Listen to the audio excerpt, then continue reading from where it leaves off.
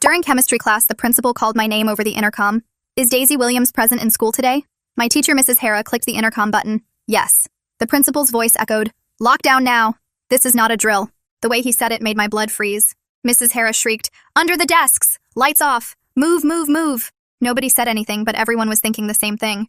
There was a shooter. I couldn't help but think he was after me. A few minutes later, we heard sirens and then screaming. Mrs. Hara tried to calm us down and told us it might be a misunderstanding, but her hands were shaking. She kept refreshing the email on her laptop like it was giving her live updates. The screaming got louder, and it wasn't just one voice anymore. Multiple people in different parts of the building. Then we heard a loud pop from the hallway, like a metal slamming or something crashing hard. People started crying and whispering that the shooter was right outside, and I believed them. Pia grabbed my hand and her palms were soaked with sweat. I could see Mr. Kids' class across the hall through our door window, lights already off, no movement, just darkness where 20 kids should have been. I looked at our teacher, and for the first time in my life, I saw her cry. She sat with us, hugged the younger kids, and told us it would be okay. But after a while, she got up again and walked back to her laptop. Then we heard it. Footsteps running past our door. Thud, thud, thud. I couldn't help myself. I had to look. 2 paramedics were sprinting down the hall pushing a wheeled stretcher, the kind you see on medical shows when someone's heart stops. "Get away from the door, Daisy," Mrs. Hara whispered, voice shaking. She was scared too. I sat down and immediately texted everyone what I had seen. Even Mrs. Hara stood up slowly and crept to the door to check the window before opening it. That's when it flung open. The principal stood there with an actual cop who had his hand resting on his gun. "You, Daisy, come with us immediately." My worst fear confirmed. The shooter had sent them, or maybe they thought I was involved somehow. Mrs. Hara looked between them and me, confused. "Get your things, honey," Mrs. Hara said. And that scared me more than anything because in 3 years of chemistry class, she'd never called me honey. Every single person was staring at me as I grabbed my backpack with shaking hands. The hallway was complete chaos. More cops than I'd ever seen in one place. I heard a paramedic shout, "We're losing him! Move!" as he flew past us. My classmates were pressed against the door windows in every room watching me get escorted by police like I was a criminal. They steered me to the main office but passed reception into the conference room. The cop finally spoke. "Your dad is here." Well, my parents are divorced and I hadn't seen him since I was 7. So now I was really confused. "Dad?" He grabbed me in a hug so tight I couldn't breathe and his whole body shook against mine. "I'm so sorry, baby. I'm so sorry." My ex-Marine father, who always encouraged me to be stoic and suppress my feelings, was crying his eyes out. "Sorry for what? What's happening? Is there a shooter? Are people dead?" I pulled back to look at him and he held my face in both hands. His hands were freezing. "There's no shooter, baby." That's when he completely broke down. "There was an accident. Your mom was jogging this morning and drunk driver, hit and run. She didn't make it. She's gone." The principal cleared his throat. "We were coming to get you when Mr. Terrence fell down the back stairs. He had severe head trauma, and the emergency response got mixed with..." I stopped listening after that. I stuffed my mouth with the sleeve of my hoodie and screamed as hard as I could. My knees gave out under me, and the pain felt so grounding that I continued to bang my head against the floor. Over and over. "She was going to the bank," Dad whispered, "to deposit money for your senior trip. She wanted to surprise you." Later that night, I was lying in bed staring at nothing when my phone buzzed. Unknown number. I almost ignored it, but something made me look. It was a video attachment. There was my mom jogging down the sidewalk in her pink Nike jacket. Then a car appeared at the end of the street. Mom looked up and saw the car. Then she did something that made my blood turn to ice. She smiled and did that stupid little salute thing. 2 fingers to her forehead, then pointed out. The same dorky greeting she'd done with my dad every morning since their army days. Even after the divorce, she'd joke it was muscle memory. I dropped my phone. That wasn't some drunk driver. Mom knew whoever was in that car. And they knew her too. I kept staring at my phone screen in the dark bedroom, playing the video over and over. Each time I watched it, that salute made my stomach twist harder. Mom's hand went up to her forehead, 2 fingers out, then she pointed forward with this little smile on her face. The 10th time I watched it, I noticed something else. The car slowed down for just a second when she did the salute, like the driver was making sure it was really her. My hands wouldn't stop shaking. I couldn't sleep after that, so I grabbed my laptop from my desk and started searching online. First I typed 2-finger salute military, and got tons of results. It was called a scout salute, something veterans did as an inside greeting to recognize each other. The articles said it was like a secret handshake for people who served together. That meant whoever killed Mom was probably military too, probably someone who knew Dad from back when they were both in the army. My brain kept spinning with this information all night. When morning came, I dragged myself to the kitchen where Dad was already making eggs. His hands shook bad when he poured coffee into his mug, and half of it spilled on the counter. He just stared at the puddle for a few seconds before grabbing paper towels. I wanted to show him the video so bad, but something stopped me. Maybe he already knew more than he was saying, or maybe seeing it would completely break him. We ate breakfast without talking, just the sound of forks scraping plates. Going back to the school felt completely unreal. Everyone stared at me in the hallways like I might shatter into pieces. Some kids whispered when I walked past. Others gave me these sad looks that made me want to run away. Mrs. Hara pulled me aside after chemistry class while everyone else filed out. She asked if I needed extensions on my lab reports and homework assignments. I just nodded because I couldn't focus on anything except that video playing in my head over and over. At lunch, Pia found me sitting alone in the corner of the cafeteria. She wrapped me in this huge hug that lasted forever, and I started crying again even though I thought I was out of tears. She didn't ask any questions or try to make me talk. She just sat there with me while I tried to eat the sandwich Dad packed, but it tasted like cardboard in my mouth. Every bite was hard to swallow. I couldn't handle being at the school anymore, so I skipped last period and walked to the street where Mom died. There were flowers everywhere, some fresh and some wilting in the rain that had started falling. People had left cards and notes saying how sorry they were. The rain made everything smell like wet paper and dying plants. I noticed fresh tire marks on the pavement that the rain hadn't washed away yet. They curved slightly, like the car had swerved toward the sidewalk on purpose. That evening back home, I finally worked up the courage to text the unknown number back. My fingers typed, "Who are you?" and I hit send before I could chicken out. 3 dots appeared immediately, showing someone was typing on the other end. The dots stayed there for almost a minute, then disappeared completely. No message came through, but at least I knew someone was watching. Someone who wanted me to know the truth. Dad ordered Chinese takeout for dinner, getting all of Mom's favorite dishes even though she wasn't there to eat them. We sat at the table with way too much food between us. After a while, he started telling me about their first date at a Chinese restaurant near the army base. He said Mom ordered everything too spicy and pretended it didn't burn her mouth because she wanted to look tough. His voice cracked when he talked about how she chugged 3 glasses of milk when she thought he wasn't looking. Then he excused himself to the bathroom and I heard him crying through the door. Later that night, I heard him on the phone in his office. His voice was angry and he kept saying things about keeping quiet and not stirring up trouble. I crept closer to the door to listen better. He mentioned something about old debts and obligations. Then he saw my shadow under the door. He hung up fast and opened the door, telling me it was just insurance company stuff about Mom's policy. But insurance companies don't call at 10 at night, and they definitely don't make Dad sound that scared. The next morning at the school was even worse than the day before.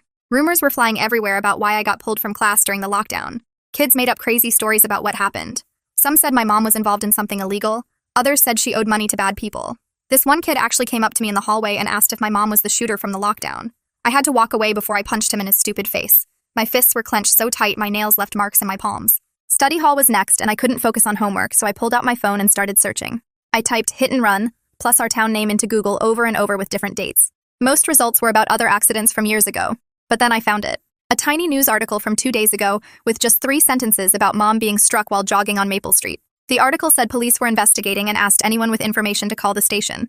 That was it. No mention of the driver or the car or anything useful. I opened a new document on my phone and started typing everything I knew. The time was 6:47 a.m. according to the police report Dad showed me. The location was Maple Street near the intersection with Oak. Mom did that salute thing, which meant she knew the driver. Someone sent me that video from an unknown number. Looking at my list made me realize how little I actually had. Just a bunch of questions and one grainy video that proved Mom recognized her killer. After school, I couldn't go straight home, so I walked the long way past First National Bank where Mom was heading that morning. The second I walked in, the teller at the first window looked up and her eyes got watery. She came around the counter and hugged me, which felt weird since I'd never met her before. She told me Mom came in every week and always talked about me. She said Mom was so excited about surprising me with money for the senior trip to Washington, D.C. Mom had been saving for months and was going to deposit the last payment that morning. The teller kept apologizing like it was somehow her fault Mom never made it to the bank. I left feeling worse than before because now I knew Mom died trying to do something nice for me. That night, I was doing homework when my phone buzzed with another text from the unknown number. This time, it was just an address with no message. I recognized the street name immediately because it was only 2 blocks from where Mom got hit. My hands started shaking as I stared at the address. Someone wanted me to go there and they'd already shown me they had information about Mom's death. I told Dad I was going to Pia's house to work on a group project. He barely looked up from his laptop where he was filling out insurance forms. I grabbed my bike from the garage and pedaled as fast as I could to the address. It was a small brick house with a perfectly kept lawn and one of those video doorbells pointing at the street. That's when it clicked in my brain. This doorbell camera would have recorded any cars driving past that morning. My legs felt weak as I walked up to the door and rang the bell. An older woman with gray hair pulled back in a bun opened the door and looked at me for a long moment. She asked if I was alone, and when I nodded, she stepped aside to let me in. She said her name was Georgia Rhodes and she'd been expecting me. Her living room had plastic covers on all the furniture and smelled like those plug-in air fresheners. Georgia kept looking out the window through the blinds like she was checking for someone. She told me she'd been too scared to go to the police with what she had. When I asked why, she just shook her head and said, "You never know who's involved in these things." Her hands were shaking as bad as mine when she opened her laptop on the coffee table. She clicked through folders until she found one labeled with the date Mom died. There were dozens of video files from her doorbell camera sorted by time. She clicked on the one from 6:45 a.m., and we both leaned forward to watch. The quality was so much better than the video on my phone. You could see Mom jogging past in her pink jacket looking happy and healthy. Then about 30 seconds later, a gray truck appeared at the edge of the frame. Georgia paused it and zoomed in as much as she could.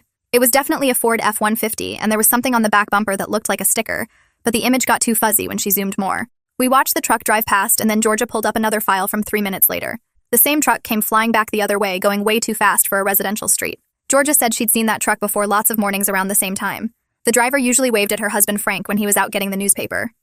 Frank was a veteran too, and they did that same stupid salute thing Mom did. That's when my stomach dropped because this meant the driver was someone from Dad's military world. Someone who knew Mom and Dad from their Army days. Georgia made me promise not to tell anyone I'd gotten the videos from her. She burned them onto a flash drive and handed it to me with shaking hands. She said she hoped it helped, but she couldn't get more involved than this. I biked home in the dark with the flash drive in my pocket, feeling like it weighed 100 pounds. The porch light was on, and Dad was sitting on the front steps with his arms crossed. His face was red, and I knew immediately he'd called Pia's house. The second I got close enough, he started yelling about trust and honesty and how he couldn't lose me too.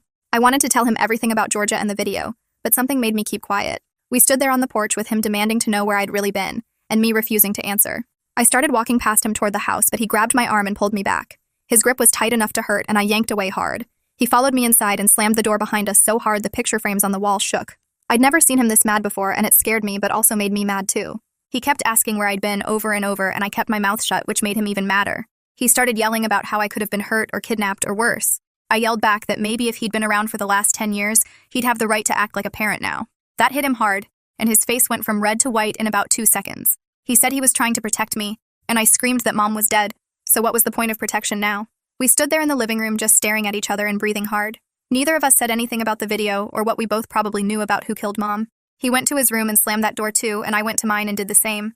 I could hear him on the phone again talking low and angry to someone, but I couldn't make out the words. The next morning we ate breakfast without talking, and he left for work without saying goodbye. I waited until his car was gone, then looked up the number for the police station on my phone. The lady who answered sounded bored until I said I had information about the hit and run on Maple Street. She transferred me right away to someone else who said his name was Detective Alan Holt. His voice sounded tired, like he'd been up all night, but he perked up when I explained I had video footage. He said he could meet me after school at the coffee shop near campus if that worked for me. I agreed and spent the rest of the day barely paying attention in class. Pia kept asking if I was okay, and I just nodded because I couldn't explain everything yet. After the final bell, I walked to the coffee shop and saw a guy in his 30s sitting in the corner booth with a notebook. He stood up when I walked over and shook my hand like I was an adult, which felt weird. He bought me a hot chocolate and we sat down across from each other. I showed him the video on my phone and his eyes got serious as he watched Mom do that salute. He pulled out his notebook and started writing fast while asking me questions about the timestamp and where it came from. I told him about Georgia Rhodes and her doorbell camera and gave him her address and phone number. He wrote it all down and said he'd follow up with her right away. Then he asked if Dad had mentioned anyone who might have had problems with Mom. The way he asked made me think he already suspected something, but wanted to see what I knew. I said Dad hadn't really talked about it much, which was mostly true. He gave me his card and said to call if I remembered anything else or got any more videos. That evening, Dad was in the shower and I could hear the water running upstairs.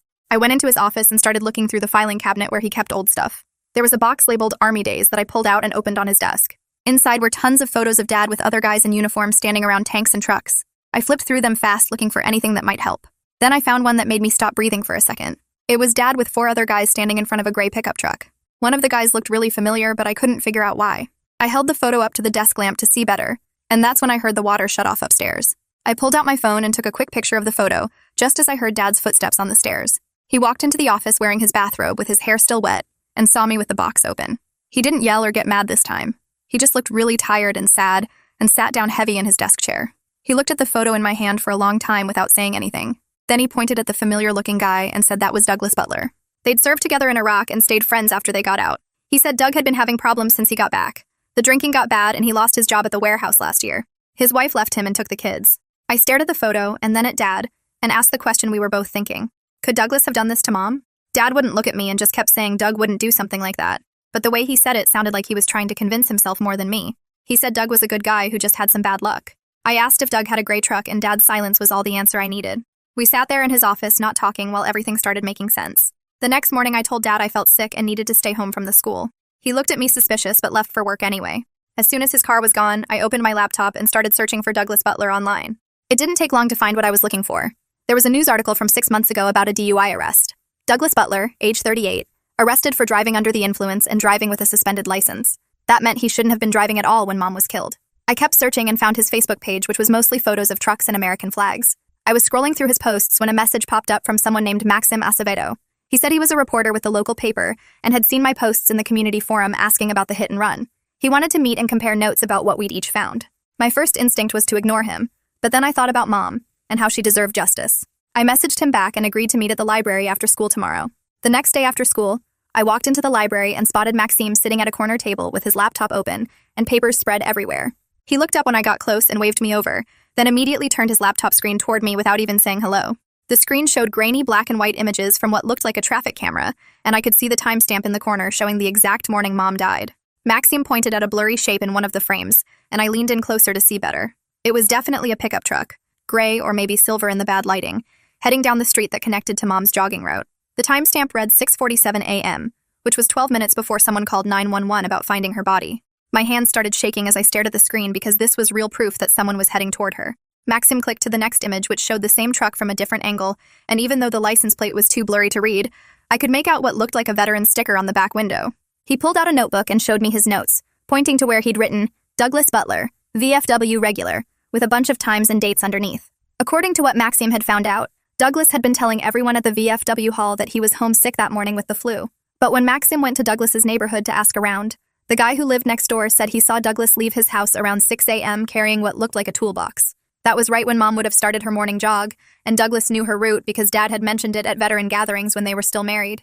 I took pictures of everything with my phone while Maxim kept pulling out more papers, including printouts from Douglas's Facebook where he'd been posting angry stuff about people who didn't appreciate veterans and how the system was rigged against guys like him. 3 days later, I worked up the nerve to ask Dad if we could go to the VFW's Friday fish fry, because I said I wanted to understand more about his military friends, and maybe it would help us both heal. Dad looked surprised but agreed, probably thinking it would be good for me to see his support system. We drove there in silence, and I kept checking my phone, ready to text Detective Holt if I needed to. The VFW hall was this old building that smelled like cigarettes and fried food, with American flags everywhere and photos of veterans covering the walls. Dad led me to a table where a bunch of older guys were sitting, and that's when I saw him. Douglas Butler was laughing at something someone said, holding a beer and looking totally normal like he hadn't killed anyone. When he looked up and saw us, his whole face changed, going from happy to something else I couldn't quite read. He stood up real slow and walked over to us, and I could smell the beer on him from 3 feet away. Douglas grabbed my shoulder way too tight, his fingers digging in, and said he was so sorry about my mom and what a tragedy it was. Then he started describing her pink Nike jacket, mentioning the reflective stripes on the sleeves and how she always wore it for her morning runs, details that made my stomach turn because there was only one way he could know that stuff so perfectly.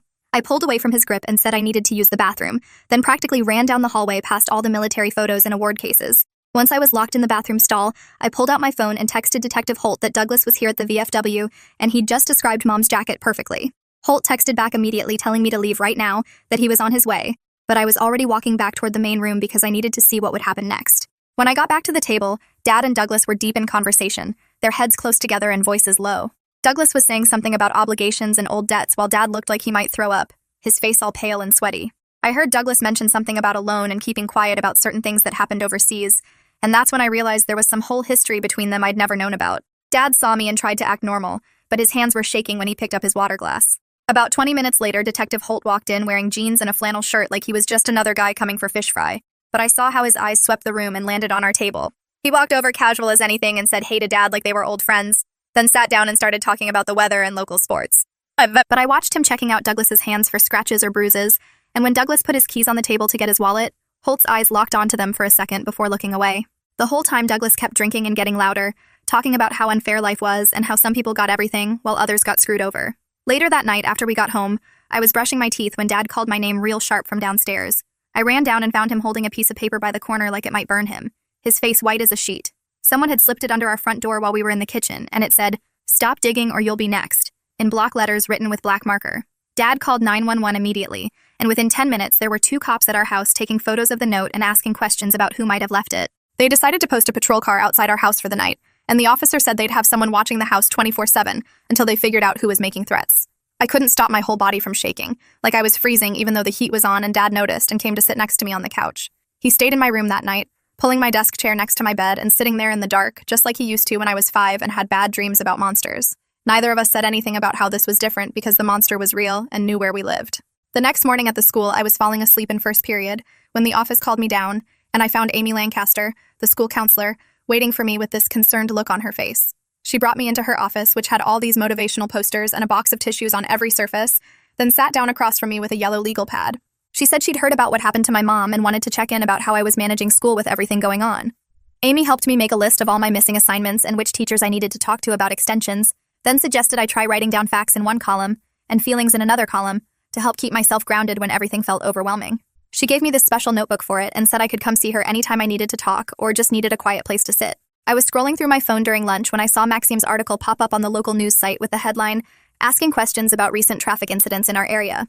He didn't name Mom specifically, but anyone who knew about the accident would recognize the details like the time and location and the fact that no driver had been arrested yet. The comments section was already going crazy with people sharing their own stories about accidents that seemed suspicious. And one woman wrote that her brother got hit by someone who supposedly fell asleep at the wheel, but witnesses saw the driver speed up right before impact. I screenshot everything and was about to text Dad when my phone rang and Detective Holt's name showed up on the screen. He told me they were making progress and had just gotten approval for warrants to pull phone records and check local body shops for any gray trucks that came in for repairs after Mom died. His voice sounded different this time, more confident, and he mentioned that the doorbell footage Georgia gave them was really helpful because it showed clear details about the truck's make and model. After school, I went straight home instead of staying for track practice and found Dad's car already in the driveway, which was weird since he never got home before 6.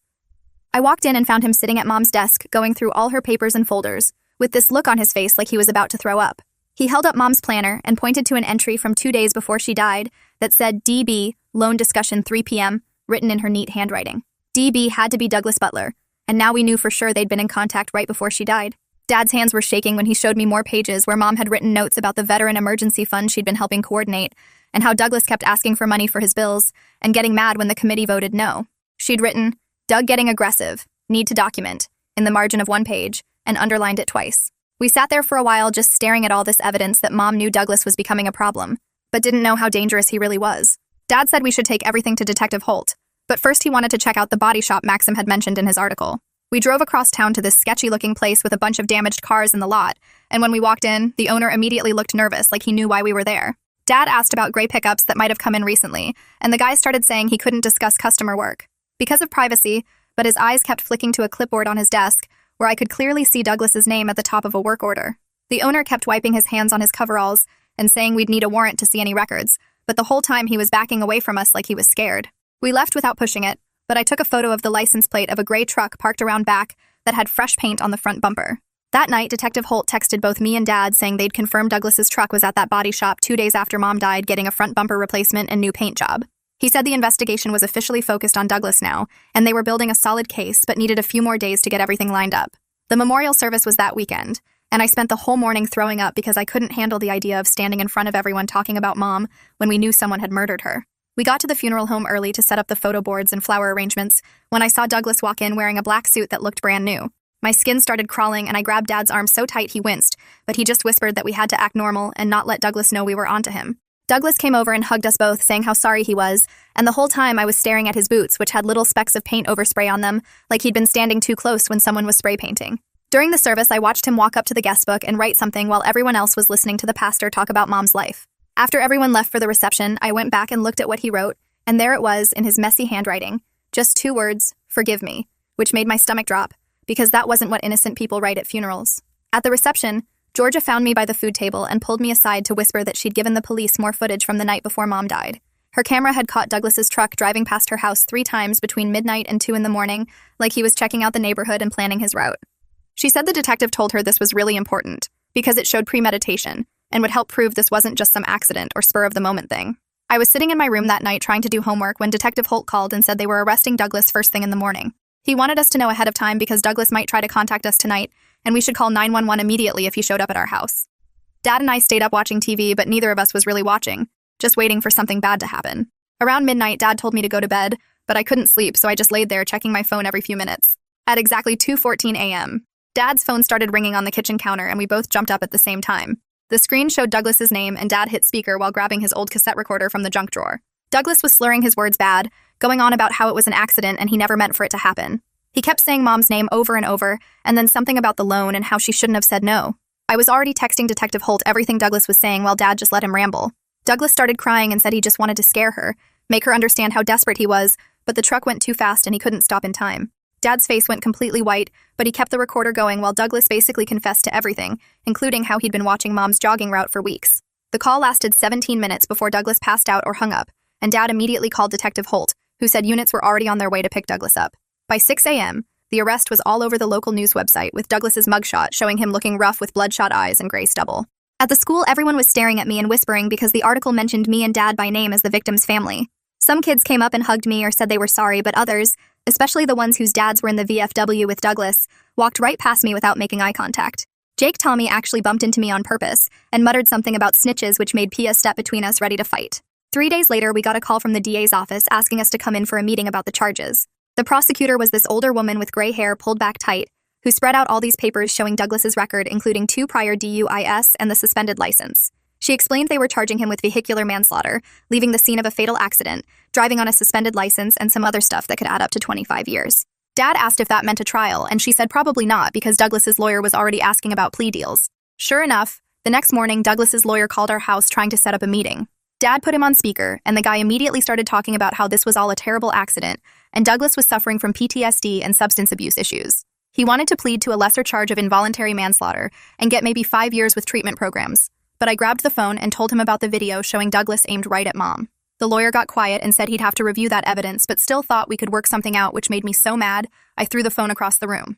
A week later, Dad got a letter from the VFW saying some members had started a legal defense fund for Douglas, since he was a veteran in crisis, who deserved support, not abandonment. Dad sat at the kitchen table for an hour writing a response explaining why he couldn't stay silent about his friend murdering his ex-wife, even if it meant losing his whole community. He mailed it, but also posted it on Facebook, which caused this huge fight with people taking sides and calling each other traitors. 2 weeks into all the legal stuff, Douglas's wife Linda showed up at our door with a box of papers. She looked exhausted and said she'd filed for divorce and wanted us to know the truth about what Douglas had been saying before Mom died. She showed us these text messages where Douglas ranted about people who betrayed him, and Mom's name came up over and over, calling her self-righteous and saying she needed to be taught a lesson. Linda also had bar receipts showing Douglas drinking every night for months, and recordings from their Ring doorbell of him coming home drunk, talking about getting revenge on everyone who wronged him. We gave everything to Detective Holt, who said it would really help the case. The next weekend, I biked over to George's house to thank her for being brave enough to share that footage. She made chamomile tea, and we sat on her porch not talking much, but it felt good being with someone else who did the right thing even though it was scary. She told me her husband was mad at her for getting involved, but she couldn't live with herself if she'd stayed quiet. Dad found this grief support group at the community center and convinced me to go, even though I didn't want to talk about feelings with strangers. The first few sessions, we just sat there listening to other people share their stories. But on the drives there and back, Dad started telling me things about Mom I never knew, like how she used to write poetry and wanted to be a teacher before joining the army, and how she cried for 3 days when she found out she was pregnant with me because she was so happy. After 6 weeks of legal back and forth, the DA called with news that Douglas agreed to plead guilty to vehicular homicide. 15 years with no chance of early parole, plus he had to pay restitution even though everyone knew he was broke. Dad and I had to go to court for the plea hearing where Douglas stood in an orange jumpsuit and actually admitted to killing Mom on purpose because he was angry about the loan denial. Hearing him say it out loud made it real in a way that hit me so hard I had to run to the bathroom and throw up. School got easier after the plea deal was public and the drama died down. Pia stayed by my side through everything, and even Mrs. Hara started checking on me between classes, calling me honey like it was totally normal now, which actually made me feel better somehow. Dad showed up at my door the next Saturday morning with cardboard boxes and said we needed to go through Mom's office at the house. We drove there in silence, and I hadn't been back since that morning when she left for her jog. Her coffee mug still sat on the counter with a ring of dried coffee at the bottom. Dad started with her desk drawers while I tackled the closet full of her work clothes that still smelled like her perfume. We packed most of the blazers and dresses for donation, but when I found her old army uniforms hanging in the back, Dad grabbed them and held them against his chest. Behind the uniforms, I found a shoebox full of letters with our names on them. Never mailed, all dated from different years after the divorce. Dad read his first one and had to sit down on the floor. Mine talked about how proud she was of me and how she wished things could have been different with Dad, but she never stopped hoping we'd all find our way back to each other somehow. 3 months passed before I could even think about running again. But one morning, I put on Mom's pink Nike jacket and laced up my shoes. The route she took every morning started at our house and went down to the park where the community had installed a memorial bench with her name on it. My legs shook the whole first mile, but when I reached the bench and sat down, I didn't cry for the first time since everything happened. Detective Holt mailed us the final case file with all the evidence they'd collected, and it was thicker than a phone book. The financial records showed Douglas owed over $80,000 between gambling debts and failed business ventures. He'd applied to the Veteran Emergency Fund Mom managed 6 times and got denied every time because he never provided proper documentation.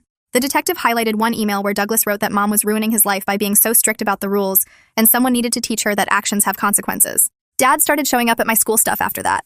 First, just my chemistry presentation, then the spring concert where I played clarinet, then even the stupid bake sale fundraiser. He met Pia properly at the concert, and she told him about how we'd been friends since middle school and how Mom used to drive us to the mall every Friday. The college acceptance letters started coming in April, and I got into 3 schools, but the one that mattered came on Mom's birthday. The scholarship committee wrote that my essay about seeking justice while processing grief showed unusual maturity, and they were offering me a full ride. Georgia Rhodes called that same week to invite us for Sunday dinner, and it became this regular thing where we'd go over and she'd make pot roast while her husband talked to Dad about their service years. She told me once while we were washing dishes that testifying about the video footage was the scariest thing she'd ever done, but watching us fight for the truth made her realize some things are worth being scared for. At graduation, I pinned Mom's Army insignia on my gown right above my Honor Society cords, and when they called my name, Dad stood up in the bleachers and cheered so loud everyone turned to look. He was crying and clapping at the same time and didn't care who saw him anymore.